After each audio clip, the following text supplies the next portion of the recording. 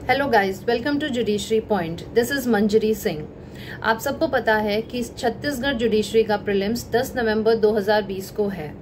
बहुत से लोग वरिड हो रहे होंगे कि अब बचे हुए 25 डेज में कैसे इतने सारे सिलेबस को रिवाइज करें, क्योंकि अप्रॉक्स इसमें 15 एक्ट्स आते हैं, जिसमें से 7 मेजर होते हैं और 8 माइनर हैं। इसके लिए मैं आप लोगों को एक रिवीजन की स्ट्रैटेजी बताऊंगी, जिसके लिए मैंने यहाँ पर एक रिवीजन स्ट्रैटेजी का टाइम टेबल बनाया है। आज से लेकर 10 नवंबर तक अगर हम देखें तो मोटे मोटे तौर पर 25 डेज हैं, लेकिन क्योंकि मैं आज वीडियो ये बना रही हूँ तो लोगों तक पहुँचने में 2-3 दिन लग जाएंगे। तो आप लोग जब भी ये वीडियो देखेंगे तो अपने कन्वीनियंस के हिसाब से उस टाइम टेबल को मैनिपुलेट कर सकते हैं। लेकिन बेसिकली मैंने जो ये टाइम टेबल बनाया है वो 20 अक्टूबर से लेकर 8 नवंबर तक बनाया है, क्योंकि 10 नवंबर को पेपर ही जब है तो 9 को पढ़ने का कोई सेंस बनता नहीं है, या फिर आप जब पहुंच जाएंगे वहां छत्तीसगढ़ तो आप रिवाइज करेंगे अपने अकॉर्डिंग, और 8 को भी शायद ही किसी के पास टाइम होगा क्योंकि उन लोगों को निकलना होता है। तो आप अपने हिसाब से इसको थोड़ा बहुत मैनिपुलेट कर सकते हैं। बेसिकली मैंने इसमें जो बताया है वो ये है कि आप पर सब्जेक्ट को कितने दिन देकर आप रिवाइज कर सकते हैं, और ना सिर्फ मेजर बल्कि साथ साथ आप माइनर को भी इम्पोर्टेंस देके कैसे उसका रिवीजन करें, क्योंकि इतने सारे जब लॉज होते हैं रिवाइज करने के लिए तो समझ में नहीं आता है कि हम मेजर रिवाइज करें या हम माइनर करें। तो बैलेंस यहाँ पर बहुत जरूरी है बनाना, क्योंकि कभी कभी क्या होता है कि आप मेजर में तो स्कोर कर ले जाते हैं, लेकिन माइनर में जब आप नहीं पढ़ पाते हैं या फिर रिवाइज नहीं करते हैं, क्योंकि माइनर तो जनरली जो पेपर्स हैं वो हर स्टेट में आते नहीं है, तो आपको वो याद भी नहीं होते हैं। तो इसके चलते क्या होता है, जब भले आपने पहले पढ़ भी रखा हो लेकिन अगर आपने रिवीजन नहीं किया है तो आप वहां पर मार्क्स लूज कर जाते हैं। तो इसके चलते मैं आपको एक ऐसा टाइम टेबल बताऊंगी जिसमें आपके हर एक सब्जेक्ट का रिवीजन भी हो जाएगा और आप ज्यादा से ज्यादा मार्क्स स्कोर कर पाएंगे।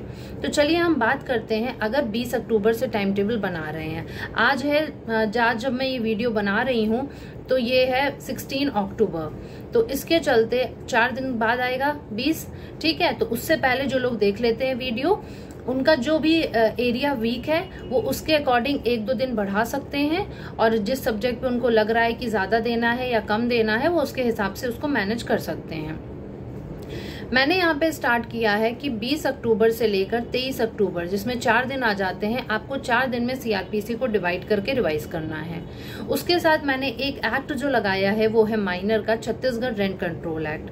अब ये चाहे तो आप 2 दिन में भी, इन 4 दिन में से आप किसी 2 दिन भी उसको रिवाइज करके खत्म कर सकते हैं, या फिर आप चाहें तो उस रेंट कंट्रोल एक्ट को भी 4 में डिवाइड करके, 4 दिन में मतलब डिवाइड करके आप थोड़ा थोड़ा पढ़ सकते हैं। क्योंकि क्या है ना कि एक ही एक्ट आप पूरे दिन नहीं पढ़ सकते हो, आप उसमें भी बोर हो जाते हो, तो आपको थोड़ा लाइट चाहिए या फिर कुछ डिफरेंट चाहिए। तो इसके लिए क्या होता है कि मेजर के साथ आप माइनर एक अटैच करके जब पढ़ेंगे तो आपका मूड भी फ्रेश हो जाता है और आपको डिफरेंट चीजें याद करने में इजी होता है। तो सीआरपीसी के लिए हमने रखे 4 दिन, जिसके साथ आपको छत्तीसगढ़ रेंट कंट्रोल एक्ट आप पढ़ सकते हैं। फिर उसके बाद हम चलते हैं 24 और 25 अक्टूबर को, 2 दिन के लिए बेसिकली आप एविडेंस पढ़ सकते हैं। एविडेंस कोई चाहे तो 1 दिन भी बहुत है उसके लिए रिवाइज करने के लिए, अगर उसने प्रॉपर नोट्स बना रखे हैं और पढ़ रखा है। ये उन लोगों के लिए मैं बता रही हूँ जिनके पास प्री के हिसाब से नोट्स बने हुए हैं, जिन्होंने प्रॉपर सारा कोर्स पढ़ा है, तब उनके लिए रिवीजन ईजी है। अब मैं उनके लिए नहीं बता रही हूँ जो पहली बार बेयर एक्ट खोल रहे हैं और उनको ये नहीं पता है कि क्या उनको पढ़ना है और क्या छोड़ना है, क्योंकि जब आपको पता होता है कि पर्टिकुलर सेक्शन में आपको क्या पढ़ना है, उसके अंदर भी आपको कौन सा पोर्शन पढ़ना है, कौन सा छोड़ना है, तो ये तब आपके लिए हो पाएगा। नहीं पढ़ने वाले तो सीआरपीसी भी 1 दिन में पढ़ जाते हैं, लेकिन मैं यहाँ पे 4 दिन दे रही हूँ क्योंकि 484 सेक्शंस हैं, तो आप अगर ध्यान से देंगे उसको टाइम तो आपके लिए इजी होगा। और प्लस मेजर वाला जो पोर्शन है वो बहुत सारे नंबर का पूछा जा रहा है। माइनर में तो ये है कि 1-1, 2-2 क्वेश्चन पूछे, बट मेजर क्योंकि जब ज्यादा पूछा जा रहा है, 10-15 क्वेश्चन अगर एक एरिया से पूछे जा रहे हैं, तो आपके लिए पूरा पढ़ना इसेंशियल हो जाता है यहाँ पर। तो एविडेंस को आपने 2 दिन दे दिए, और एविडेंस के साथ आप कोर्ट फीस एक्ट लगा सकते हैं। बहुत ही छोटा सा एक्ट है, आप चाहें तो 2 दिन पढ़िए कोर्ट फीस वाला, या फिर आप 1 दिन पढ़िए। फिर हम 26 अक्टूबर से 29 अक्टूबर सीपीसी रख लेते हैं, यानी कि इसमें भी आपको 4 दिन मैंने दिए कि आप सीपीसी 4 दिन में डिवाइड कर लीजिए। बहुत ही इजी होता है सीपीसी पढ़ना, क्योंकि उसको आपको सेक्शंस के साथ ही ऑर्डर पढ़ने होते हैं। आप इधर जो सेक्शन पढ़ेंगे उसी का जो साइमल्टेनियस ऑर्डर दे रखा होता है वो आप साथ में पढ़ लेते हैं। प्लस सेक्शंस तो इतने ज़्यादा हैं नहीं, और ऑर्डर भी जो बच जाते हैं उसके बाद उनको आप लास्ट में पढ़ सकते हैं, जो आपने सेक्शंस के साथ में नहीं पढ़ा था। और उसमें भी आपको सारे ऑर्डर के रूल्स तो पढ़ने नहीं होते हैं। तो सीपीसी तो सबसे ईजी होता है, क्यों? क्योंकि उसके सेक्शंस तो आपको पढ़ने हैं अच्छे से, और वो उसमें इतने ज़्यादा तो सेक्शंस भी नहीं है। मेन लोग डरते हैं ऑर्डर और रूल्स से, तो ऑर्डर और रूल्स तो सेक्शंस के अकॉर्डिंग ही पढ़ना है ना। और प्लस आपको शुरुआत के 1-2 रूल्स याद रखने हैं, या फिर टोटल कितने रूल्स दिए हैं। जैसे एग्जीक्यूशन में है तो उसमें 105 रूल्स आ जाते हैं, तो आपको ये पता होना चाहिए कितने दे रखे हैं टोटल। बाकी आपसे बीच में से कोई इतना नहीं पूछेगा कि कौन से रूल नंबर में दिया। अगर रूल पे पूछते भी है ना, तो वो स्टार्टिंग का 1 या 2 ही होता है बस, और या तो वो वाले होते हैं जिसमें मुश्किल से खाली 5 दे रखे हैं, ठीक है। जैसे हम टेम्परेरी इंजंक्शंस में बात करते हैं, इंटरलोक्यूटरी ऑर्डर्स वाले हो जाते हैं, तो वो कुछ इंपॉर्टेंट है, इस वजह से वो थोड़ा डीप में पूछा जा सकता है। जैसे कि छत्तीसगढ़ का वैसे पेपर अगर मैं बता दूं जैसा आता है, तो वो बहुत ही डायरेक्ट होता है। तो आपको यहाँ पर सेक्शन में क्या दिया है, सेक्शन में मार्जिनल नोट पढ़ना है, कोई भी जो डेज और पीरियड्स दे रखे हैं आपको वो पढ़ने हैं, आपको ऑर्डर उसके साथ कौन सा अटैच हो रहा है वो पढ़ना है, रेफरेंस, रिव्यू, रिवीजन कौन से सेक्शंस में है, कौन से साथ में साइमल्टेनियस ऑर्डर है, ऐसे करके मोटी मोटी तौर पे चीजें आपको पढ़नी है। तो ये सब आपके लिए ना सीपीसी में 4 दिन रिवाइज करने के लिए बहुत हो जाता है। अच्छा, क्योंकि सीपीसी के साथ लिमिटेशन एक्ट वैसे भी पढ़ा जाता है, तो मैंने यहाँ पर इसके साथ अटैच कर दिया है। साथ में आप एक रजिस्ट्रेशन एक्ट भी रख सकते हैं। बहुत ही इजी हैं दोनों, सिंपल हैं, छोटे छोटे एक्ट्स हैं, तो आपको साथ में पढ़ने में कोई भी प्रॉब्लम नहीं आएगी। फिर टीपीए थोड़ा टेक्निकल हो जाता है। वैसे तो टीपीए में भी क्या है कि लास्ट डे पे पढ़ने का कोई मतलब नहीं होता है। टीपीए अगर जिसने कॉन्सेप्ट वाइज अच्छे से समझ रखा है उसके लिए टीपीए बहुत ईजी हो जाता है, क्योंकि शुरुआत में तो आपको डेफिनेशन, इंटरप्रिटेशन, क्लॉज वगैरह जो है वो तो आपको पता है कि क्या क्या उसमें पूछना है, कि ट्रांसफर ऑफ प्रॉपर्टी डिफाइन कहाँ पर है और उसमें कौन कौन सी चीजें इंक्लूड होती हैं, मूवेबल प्रॉपर्टी क्या है, मूवेबल प्रॉपर्टी क्या नहीं इंक्लूड करता है, ये सब पूछेगा वो। उसके बाद आपको पता है कि सेक्शन 10 के बाद से सारे कॉन्सेप्ट वाले स्टार्ट हो जाते हैं। फिर आपका वो जब तक फ्रॉडुलेंट ट्रांसफर और पार्ट परफॉर्मेंस वाला पोर्शन या डॉक्ट्रिन ऑफ इलेक्शन वाला नहीं आता है, तब तक यही सब कॉन्सेप्चुअल चलता है। तो मेन तो कंसेप्चुअल वाला जो पार्ट है वो मेंस के पॉइंट ऑफ व्यू से इंपॉर्टेंट है, लेकिन थोड़ा बहुत जो है पढ़ने वाला कि रूल अगेंस्ट परपेचुइटी कौन से सेक्शन में दिया है, ये सब आपका इंपॉर्टेंट हो जाएगा। लेकिन उसके बाद जहाँ से फ्रॉडुलेंट ट्रांसफर स्टार्ट हो रहा है, डॉक्ट्रिन ऑफ इलेक्शन है, या फिर मॉर्गेज से बहुत इंपॉर्टेंट हो जाता है प्री पॉइंट ऑफ व्यू से, सेल का चैप्टर हो गया, आपका एक्सचेंज का चैप्टर है, गिफ्ट वाला चैप्टर, यूनिवर्सल डोनर कहाँ दिया हुआ है, ऑनरस गिफ्ट किस में दे रखा है, ठीक है, लीज वाला चैप्टर, लीज कहाँ पे डिफाइन है, ये सब आपके प्री पॉइंट ऑफ व्यू से इंपॉर्टेंट हो जाती है, जो कि आप बहुत आसानी से 2 दिन में रिवाइज कर सकते हैं, बहुत आराम से, क्योंकि आप उसी पेपर को तो पढ़ रहे हैं ना। मैंने तो ये कहा नहीं है आप साथ में, क्योंकि इसमें जीएस का तो कुछ रोल है नहीं, तो मैंने तो आपसे कहा नहीं है कि आपको साइड में जीएस भी पढ़ना है या कुछ करना है। जब आपके पास पूरा दिन है, आप कम से कम 8 घंटे तो पढ़ेंगे ना, 8-10 घंटे तो अभी देंगे ना टाइम को, तो 8-10 घंटे तो बहुत होते हैं। 8-10 घंटे में तो आप पूरा एक्ट एक दिन में रिवाइज कर सकते हैं, अगर आपने प्रॉपरली पहले से पढ़ रखा है तो, ठीक है। तो 2 दिन टीपीए को दे दिया, और टीपीए के साथ आप एसआरए पढ़ सकते हैं। एसआरए इंपॉर्टेंट क्यों है? क्योंकि 2018 का अमेंडमेंट आया था, तो इसके चलते आपको ये याद रखना है कि कौन से सेक्शन में क्या चेंज आया है।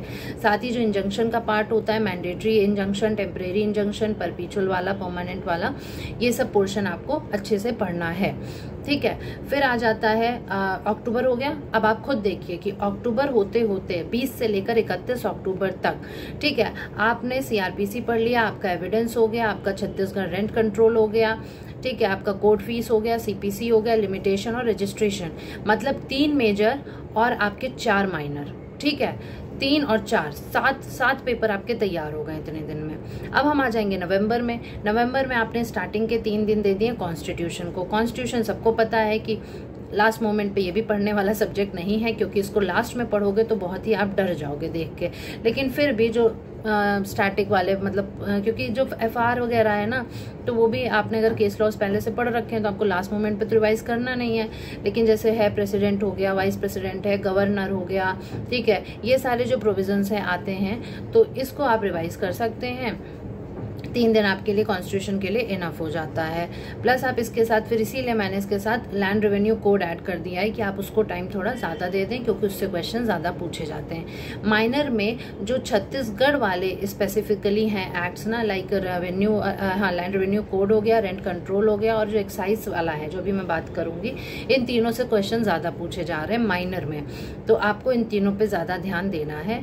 फिर हमने 4 नवंबर के लिए खाली कॉन्ट्रैक्ट रखा है कॉन्ट्रैक्ट में, बहुत ही एक दिन में बहुत आराम से रिवाइज किया जा सकता है। इसमें कुछ भी टेक्निकल नहीं है क्योंकि सब कुछ कॉन्सेप्चुअल है, आपने पहले से पढ़ रखा होगा।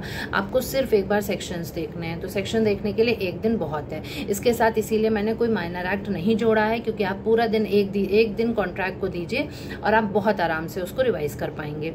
फिर लास्ट के जो दिन बचते हैं, जो आपकी सहूलियत के हिसाब से रहेगा, अगर आप 7 तारीख तक पढ़ रहे हैं या फिर आप 8 तारीख तक पढ़ रहे हैं, वो आपके ऊपर है। आईपीसी क्यों? क्योंकि आईपीसी अगर स्टार्टिंग में उठा लेंगे ना आप, तो आप आईपीसी ही पढ़ते रह जाएंगे, क्योंकि आईपीसी तो हमारे हिसाब से चलती है ना, कि हमारे पास जितना समय होता है, इसलिए लास्ट में मैंने आईपीसी रखा है। आईपीसी आप उसमें भी जो मेजर पोर्शन है जो पूछा जाता है, प्रीवियस ईयर से रिवाइज करिए, ठीक है। प्रीवियस ईयर पहले देख लीजिए, जिसने नहीं देखे हैं वो जरूर अभी से देख ले, कौन कौन सा पोर्शन इंपॉर्टेंट है वो बेयर एक्ट में मार्क कर ले, और अगर उसने पहले से नहीं उसको पता था प्रीवियस में क्या क्या आ चुका है, तो वो पहले वो पोर्शन रिवाइज करे जो पूछा जाता है, फिर उसके बाद बाकी चीजों को समय दे। अब इतना समय नहीं है कि स्टार्टिंग से लेकर 1 से स्टार्ट कर रहे हो फिर 511 सेक्शन पढ़ रहे हो। 511 सेक्शन नहीं पढ़े जाते हैं आईपीसी में, किसने कहा है सारे पढ़े जाते हैं? 511 तो देख के डरना ही नहीं है ना। एक एक चैप्टर उठाओ, ऑफेंसेस अगेंस्ट प्रॉपर्टी पढ़ डालो, ऑफेंसेस अगेंस्ट ह्यूमन बॉडी उठाओ, उसको पढ़ लो। इलस्ट्रेशन इंपॉर्टेंट है, आपको भी पता है इलस्ट्रेशंस पूछे जाते हैं, तो उसमें टेंशन की बात है क्या? आपको तो पता है ना क्या क्या पूछा जा रहा है, आप उस हिसाब से पढ़िए। आईपीसी पढ़ा, आईपीसी के साथ हमने नेगोशिएबल इंस्ट्रूमेंट्स पढ़ लिया, और उसी के साथ हमने छत्तीसगढ़ एक्साइज एक्ट लगा दिया। 4 दिन है, आप एक दिन एनआई पढ़ लीजिए। एनआई में भी सारे तो पढ़े नहीं जाते हैं, ठीक है। 138 वाले हो गए, उसके बाद से कुछ और सेक्शंस देखे जाते हैं, तो आप वो सब जो जो पूछे जा रहे हैं, आप माइनर एक्ट में तो बिल्कुल यही काम करिए। आपके पास समय नहीं है तो माइनर में तो यही करिए, प्रीवियस ईयर उठाइए, और जो पोर्शन पूछा जा रहा है आप सिर्फ वही पोर्शन देखेंगे। आपको वही याद करना है। अगर आपने नोट्स नहीं बनाए हैं तो एक छोटे छोटे नोट्स बना सकते हैं, जिससे कि आप अगर लास्ट में जब एक दिन पहले आप या 8 या 9 तारीख को आप थोड़ा रिवाइज करना चाहें तो आप उसमें माइनर देखिए। मैं यही रिकमेंड करूंगी कि मेजर लॉज मत लास्ट मोमेंट पे देखिएगा। मेजर आप एक बार अभी पढ़ लेंगे इधर, फिर उसको बंद करके रख दीजिएगा। अगर आपको रिवाइज करना भी है तो आप माइनर करिएगा, उसको देख के आप घबराएंगे नहीं। लेकिन मेजर में आपको घबराहट होगी, आपको लगेगा हम सब भूल रहे हैं, लेकिन ऐसा नहीं होता है। अगर आपने ईमानदारी से पढ़ा है तो आपको वहाँ पे याद आएगा, ठीक है। आई होप आप लोगों को ये टाइम टेबल पूरा समझ में आया होगा। आप अपनी कन्वीनियंस के हिसाब से इसमें मैनिपुलेशन कर सकते हैं। मैंने ये आपको एक आइडिया दिया है, बाकी आप अपने अकॉर्डिंग इसमें थोड़ा बहुत चेंज जो करना चाहेंगे वो करेंगे। आप अभी कल से पढ़ रहे हैं, अगर आप आज वीडियो देख रहे हैं तो आप आज से इसमें थोड़ा बहुत मैनिपुलेशन करके आप अपने अकॉर्डिंग देख लीजिए, पढ़ लीजिए। या फिर आप जब 20 को देख रहे हैं तो आप 20 से तो जरूर इसके अकॉर्डिंग पढ़ने बैठ जाइए, तभी आपके लिए अच्छा रहेगा। बाकी टाइम वेस्ट करने में कुछ नहीं रखा है। तो ठीक है, all the best to all of you who are giving Chhattisgarh prelims. I hope कि अब पेपर नहीं पोस्टपोन होगा, पेपर हो जाएगा। और अब ये बात मान के चलिए कि अब सारे पेपर होंगे, कोई भी पेपर पोस्टपोन नहीं होंगे। तो पढ़ाई करते रहिए और अपने आप को सेफ रखिए, प्रिकॉशंस लीजिए, क्योंकि प्रिकॉशन लेके अब आगे बढ़ना है आपको, न्यू नॉर्मल के साथ आपको जीना है।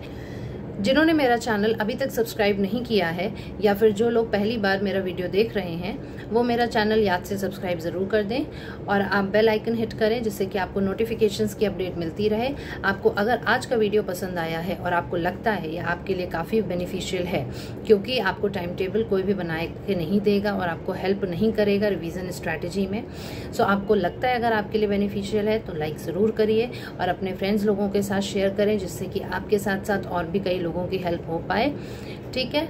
साथ ही आप जो लोग नए हैं उनको ये बता दूं कि यहाँ पर मैं और भी वीडियोस जो इम्पोर्टेंट होते हैं, मतलब एग्जाम पॉइंट ऑफ व्यू से जो टॉपिक्स इम्पोर्टेंट होते हैं उन टॉपिक पे डील करती हूँ। साथ ही जो टिप्स एंड सजेशंस जुडिशरी के लिए होते हैं उस पर भी मैंने वीडियोस बना रखे हैं, तो आप प्लेलिस्ट में जाकर देख सकते हैं। कॉन्स्टिट्यूशन रिलेटेड वीडियोस देखने के लिए कॉन्स्टिट्यूशन लॉ की प्लेलिस्ट में जाकर आप देख लीजिए। अगर आपके लिए कोई भी सजेशंस हैं, आप मुझे देना चाहते हैं, या फिर कोई भी आपकी क्वेरी है, तो आप ms.judiciarypoint@gmail.com पर मेल कर सकते हैं। साथ ही आप मेरा जुडिशरी पॉइंट का फेसबुक पेज भी फॉलो कर सकते हैं, वहाँ पर भी आपको वीडियो रिलेटेड अपडेट्स मिल जाएंगी। Thank you so much.